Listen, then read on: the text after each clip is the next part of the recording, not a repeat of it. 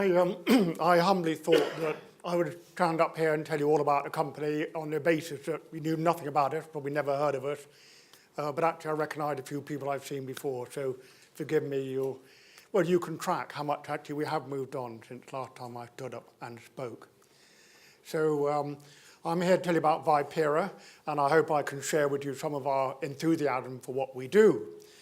And what we do is to create and supply software solutions for banks, and these software solutions are designed, to make a story simple, designed to enable a bank to offer its customers with mobile functionality. So we're talking about the sort of things you can do with a cell phone, just as I'm sure almost all of you in this room will do online. There's a range of wider functionality which can happen with a cell phone. And I'm going to tell you about a bit that we do. There are plenty of people who do lots of other things. In fact, even on your chair, I see a thing from Primary Bid. Who would have guessed a few years ago you can subscribe to a new issue of shares on a cell phone and pay for them? Maybe you can. So it's a world where more and more things are coming through, more acceptance. And actually, from our point of view, it put the banks under pressure to be more innovative and more on the front foot about what they can offer their customers. So I'm going to return to the theme about the different things we do, because it's not just a simple mobile banking. First of all, we're offering digital payments, so digital payments, mobile payments, peer-to-peer. There's a whole spectrum of different offerings from a technical point of view about what goes into mobile banking. There is customer engagement. I'm going to be telling you a bit about the fact that banks know an awful lot about all of us.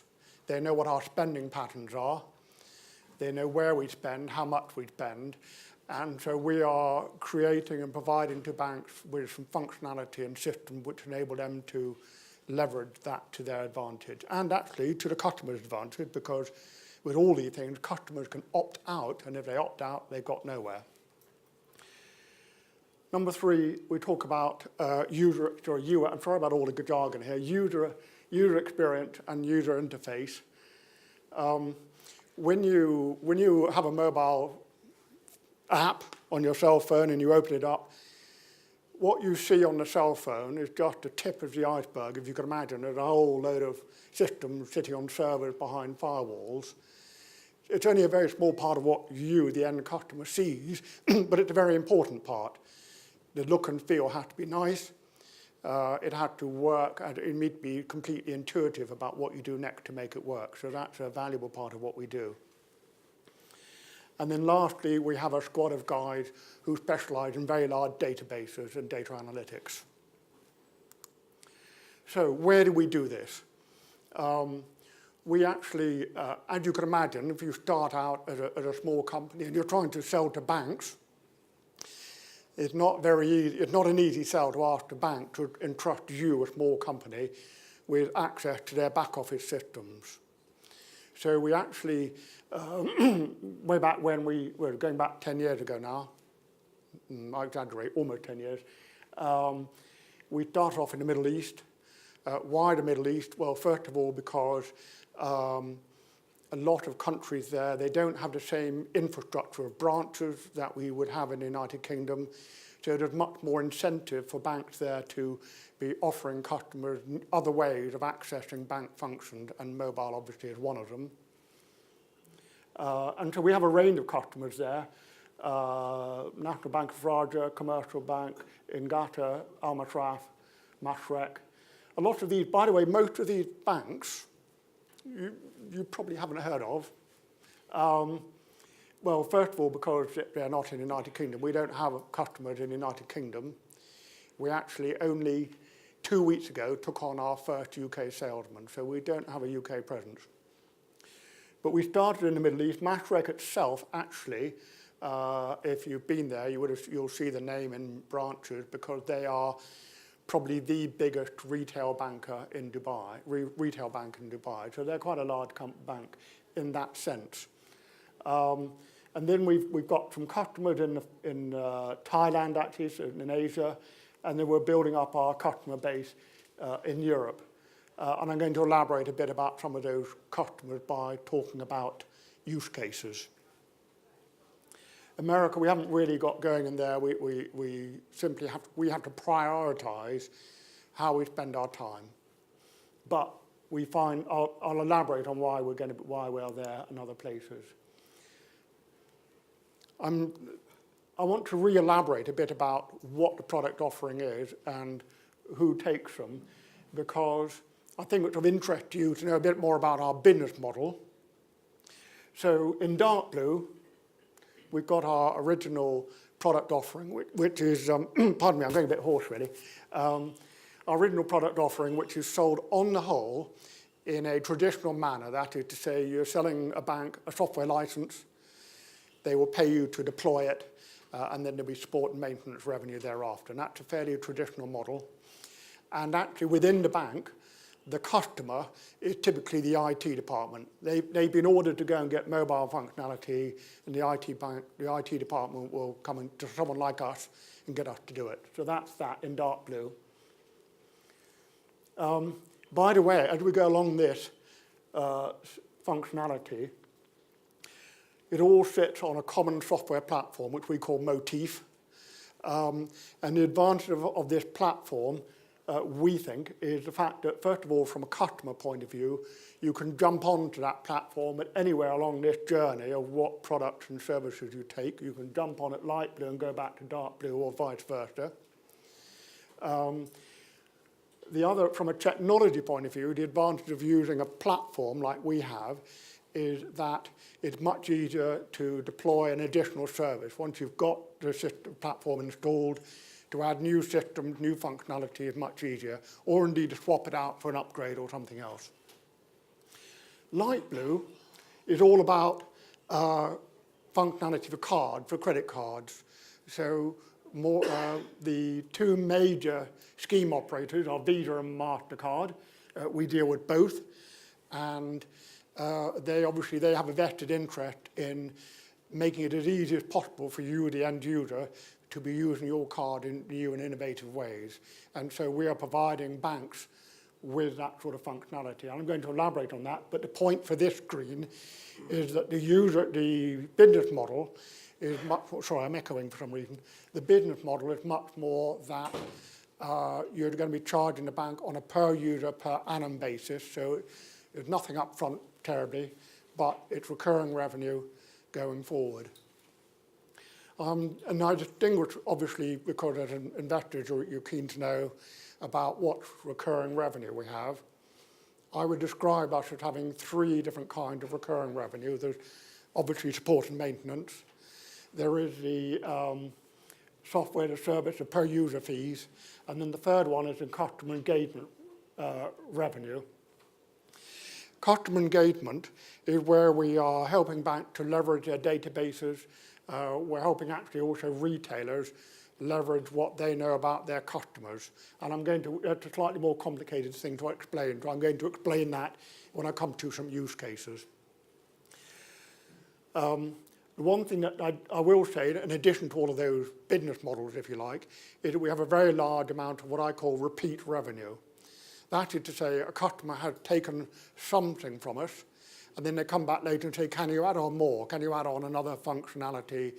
Can you develop something else for us? So that's what I call repeat revenue, where you're talking to the customer, because you know them and they know us, about what else can be done. So let's have a first up use case. Now, Massrec are in this box here. They're quite a long-standing customer. They originally took from us a pure, simple mobile banking app, if you like, or software suite, because they were building up their branch network and they wanted to accelerate their reach to customers. And ever since then, we've been adding on more functionality, so you can see slightly tongue-in-cheek, there's a watch. So when Apple brought out their watch, they were very keen to be the first bank to be able to offer banking on a watch. And they ring us up and say, can you do it? And we say, yes, we can. So that we did there for them. But much more seriously, what they have done this year is said to us, look, they have one experience for the end user if you go online, they have another if you use a cell phone, they have another if you walk into the bank. And I'm sure you all know these days, you don't find a teller in the bank, you go into the bank and you find a big machine called a kiosk, and there'll be a big screen and you say, do you want to pay in a check, do you want to take money out? You know, you get all these multiple choices. And they said to us, can we unify the user experience across all those three platforms? So that's been our big task. And as you can see, one of the things we're doing is branding it, obviously. You're making it all the same brand and the same look and feel, so that a customer can be using, he may have used online, and he will then find immediately, he knows exactly how to use a mobile app. So, let's move on to the next one, because my time is running out. Yikes. Okay, Deutsche Bank. Deutsche Bank is one of our early customers for a product called Card Control, and then they own label it, so they're calling it My Card. And what that solution is doing is enabling you, the customer, to control much more about your credit card. So, for example, you might want to be able to say, I don't want my credit card to accept any cardholder not present transactions. So you feel uncomfortable that somebody may take your money from the internet, you can just open up the app and turn off, just as you do all sorts of, you know how you have multiple choice, you just push a little bar, don't you, on an app, on a cell phone. So you can switch off the functionality, cardholder not present. Of course, if you wanted to you want to go and make a purchase online, you can re-enable it, make your purchase online, and then switch it back off again. There are a whole range of different things you can do in there. You can say, no transactions outside my country, or I'm going on holiday. If I'm going on holiday, I could specifically enable that country instead of having to ring up and say, I'm just about to go to Timbuktu, so please don't block my card when I'm there. That sort of thing.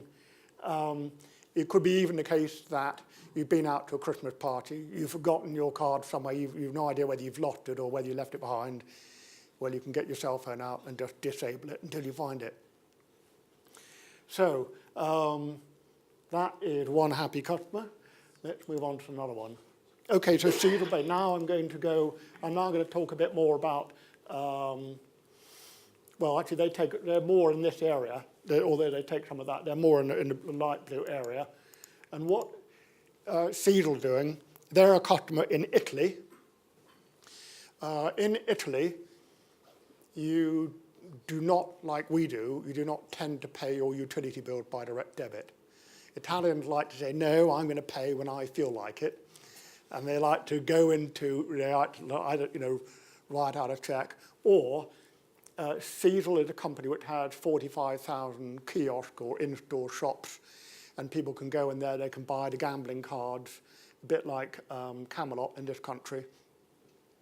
And obviously they're looking to build an online presence beside just being a bricks and mortar kiosk. And so what we've built and helped them become is much more an internet and a mobile payment centre where people can go and they can pay their utility bill, they can pay all sorts of bills, fines, phone top-ups, and they can either do it online or with a cell phone, and so we've been providing them with that software. Okay, moving on quickly, yikes. Intesa Sanpaolo. So this is more in the world of customer engagement. So with Intesa, they have mobile banking, not from us, but they have it, that's fine. What they came to us to do was to help them leverage their huge database of customers and huge database of transactions, obviously, that goes with that. Because they're quite, I don't know if you don't know, don't worry. Intesa Sanpaolo is quite a large Italian bank. It's probably a tier 2 bank in Italy. So what we do for them is we're providing them with functionality which enables them to look at a database of what their customers are spending on. And probably easier if I just give you an example. A large retailer, let's say they're a ski shop, and they say, would you like to do a special promotion to those of your customers who spend more than €1,000 every November on ski equipment?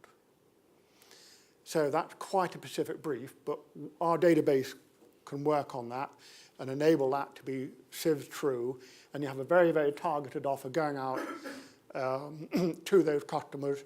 And then from our point of view, financially, we can get a share of the commissions because the retailer is going to be paying commission on the sales which go through on that offer. And obviously to do that, you have to have our software to track the offer through. And so if the customer gets a discount or a special offer, the bank gets an extra bit of commission from the retailer who's got more sales, and we get a share of that commission. So it's quite well liked. And then in a similar way, Media Market. Media Market is a very large European equivalent of Dixon Comet, if you like. And they've had this tremendous problem with people walking into their stores, looking around, talking to a sales assistant, and then going home and buying it online. Kind of annoying. So what we built for them is a system which you invite the customer to put onto their cell phone, which they have an incentive to do so. The incentive is that as they walk around the shop, they can get out their cell phone, they can be standing in front of a particular TV, and they can get more information about that TV because the system knows where they are in the store. The system actually knows if they've been there for a while or they walked around the shop and then come back to it. It knows that they're interested in that particular TV because the guy's standing in front of it. So it can then perhaps pitch him a special offer. It can also say, okay, do you want to do a price comparison? Do you want to, instead of buying in a shop, do you want to use our click and collect or even our home delivery service? And okay, so that means offering the customer a discount to do that, but that's better than losing the sale to Amazon. So this has had, with 400,000 users, it had a huge hit rate, if you like. Sometimes you look at these things and you think the take-up quite small, but in the world of click-throughs, it's been a tremendous amount of take-up. So that's been quite popular. There's a good play with the right gadget now, sorry. Okay, now let's talk a bit about the future. Oh, God. Payments, so I'm going to tell you a bit about something now. We haven't launched a product, but it tells you a bit about where we're moving to. PSD2 stands for the Payment Services Directive 2, which is an EU directive, so this only applied to our customers in the EU.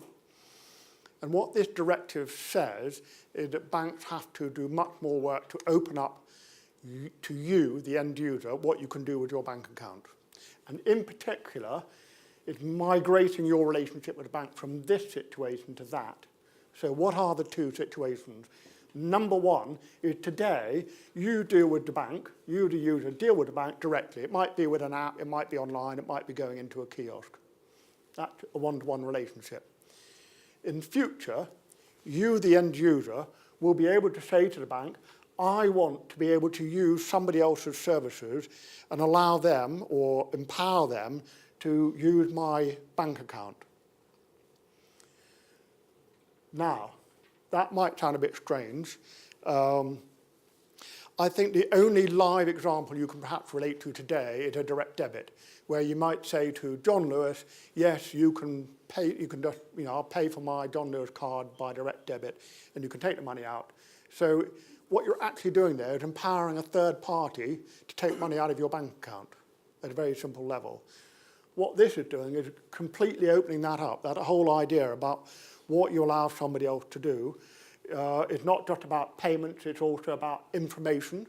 So you could, for example, be allowing somebody else to hoover data from your bank account, perhaps from several bank accounts, and aggregate that into telling you more about your saving, your spending, making suggestions about what you could do with your money. So what do we Vipera get out of that? We get two bites of the cherry. First of all, we can help banks with, you can't read it, it said API, Application Program Interface. So the bank has to build an interface to allow that to happen, and we can help them with that. Much more importantly, we can be helping people, those people who want to build those apps, we can help them build them. So here's another slide showing the same way, but basically, I'm putting, you can read it later if you want, if you're interested, but you'll see references to payment initiation service and account information services. And these two different things are separated because they have a different regulatory impact from an FCA point of view or equivalent on the continent. So that, I suppose that's giving you a bit of an idea about some of the fact that there are loads more things which are coming through, and the world of payments is changing rapidly. The world of the way you use a credit card is changing rapidly. So soon, I'm sure we all remember the days when to use a credit card, you put it on a machine and you wrap a roller over it, and then you get a bit of paper you sign, and you take one chit home. And then now we're putting a card into a machine, and it reads the card deed to chip, and then the transaction takes place. Well, today, so what we're doing now is working with banks who are completely looking to have your credit card in your cell phone. It will only, tomorrow it will only exist on your cell phone. All the credentials for your credit card will be in a cell phone, and it's almost an extension of what you see a wee bit at the moment, where you can actually pay for your railway ticket with a cell phone. But all of that sort of thing is going to become much more mainstream. So it's a constantly moving world, and I'm glaring at the clock there. I'm okay for a bit more time? Thank you. Now I'm going to keep going. I want to tell you a bit about some of the highlights, because we've got a big contract, host card emulation. That's what I've just been talking about. For the way you're trying to host card emulation is a way of talking about putting your credit card in a cell phone. We've got a first contract in Southeast Europe with Bankart. So it's always nice to be breaking into new markets. So that's good for us. One of the constraints we have is when you're breaking into a new country, it's much easier to expand into a country with customers if you have a physical presence there. A customer like to see you have a commitment to that country, and also you want more people who speak the language. So in Spain, we've actually bought a company, not least because we desperately need more people. Probably one of our biggest issues in life is we need more software engineers. So that we did in the summer, and that gave us an immediate extra 20% of staff. We raised more money, well, not least to pay for that. We raised some more money from a Banca Sella, whose name appeared at the bottom. So Banca Sella is a very innovative Italian bank. They were one of the earliest adopters of internet banking. They have a market leading and present in the world of accepting online payments, so they're quite innovative. And we've been talking to them for most of the year, and they are a customer, as well as now, since July, a shareholder. We've opened off in Dubai. MasterCard Platinum Partner. The word partner is incredibly overused. Anybody can, like someone said, I'm a Microsoft partner. Well, what does it mean? But to elaborate on that, what that means is that where a bank says to MasterCard, we need this set of card control functionality, like I explained with Deutsche Bank, then there, MasterCard will say, okay, if that's what you need to go to Vipera, and they'll do it for you. Just to be clear, if you are Barclays Bank, or if you're a very large bank, you could actually say, no, you give us the interface set and we'll build it ourselves. And some big banks do that, which is why, that's another reason why we go all the way back here.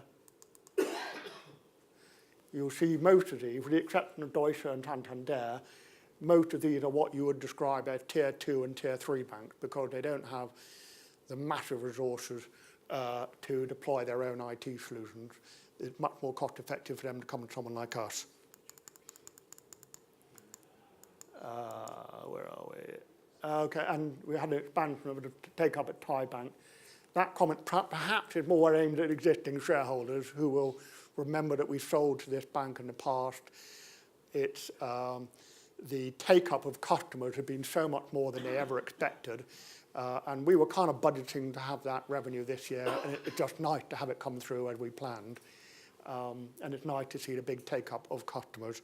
And so in that particular instance, we had sold them a license initially for 100,000 users. Then they came back in 2015 and said, no, we've gone past that. Can we buy a license for another 1 million users? And now they came back this autumn and said, actually, we've gone through that as well. Can we have another 1 million? So thank you very much. If I've got time. 1 minute. 1 minute. Oh, my goodness me. All right. Right. So I've got a graph there of revenues. The market is expecting us to reach 10 million. So it'll be a bit more steep at the end of 2017.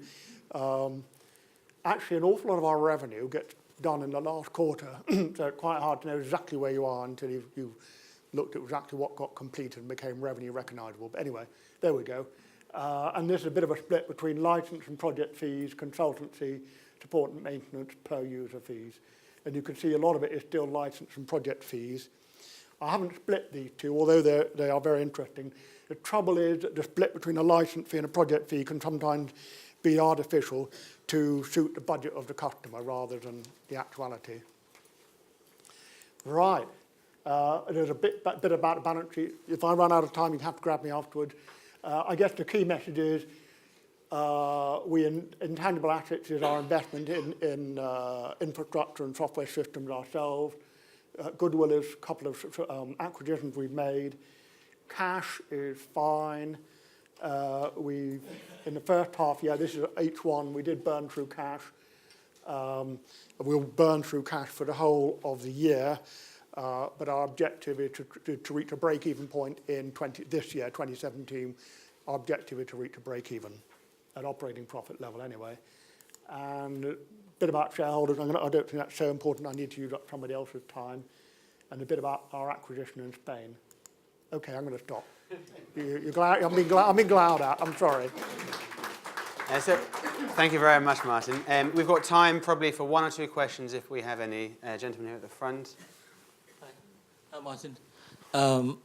Having seen your presentation before, I do like it.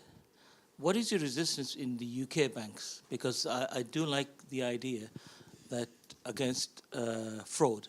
For example, I've known people going abroad and the cards are cloned and things are charged. When they come back home, they have a big surprise. Now, there is something within your product that will stop that. What is your resistance between the UK banks mainline that you can't break through? Okay, so if I just clarified your question, are you saying are our systems vulnerable to fraud? No. What I'm saying is that you have a system that can tell the client, look, did you buy this? Oh, yeah, sorry, okay. Yes. Now, I find that very helpful as a customer. Yes. Now, having known people who went to America, for example, hired a car, and next they come back with £13,000 debt on their card. Yes. Now, they had bought TVs and whatever. Now, your system could stop that. Yes, it will help. Why can't you break through the mainline UK banks with your product? Okay, so can I address that in 2 issues? First of all, so I'll move out of the spotlight.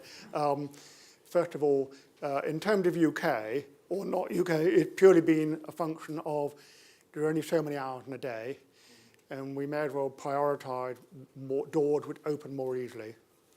And I'm sure you know, in the UK, the banking industry is dominated by a small number of tier 1 banks, which are harder for us to break into, so we may as well go elsewhere, which is easier. In terms of the product this gentleman was talking about, when I talking about the card control product, one of the features of it is that if your card is used, you can elect to get a notification on your cell phone. So every time a card is used, ping comes through a message on your cell phone, which is a very good fraud prevention. Because if you get a ping on your cell phone which says, Martin, you've just spent 50 quid at a bar in Edinburgh, you say, hell no, I'm down in London. So you would immediately be on the phone. And the great thing about cutting down fraud is the quicker you jump on something like that, the safer it is. So the customer is better off and the bank is better off.